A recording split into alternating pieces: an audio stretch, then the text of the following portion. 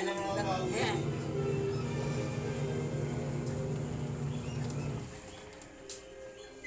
Mamumubi ka na dyan to, no? No?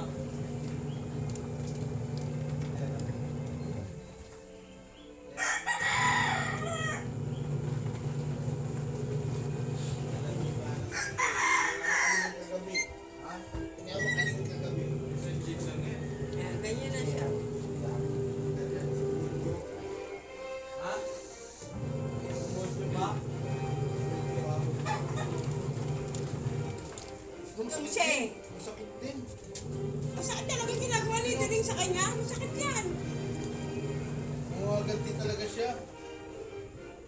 Eh, antok na nga siya. Natutulog siya eh. Mas parang gising na yan eh.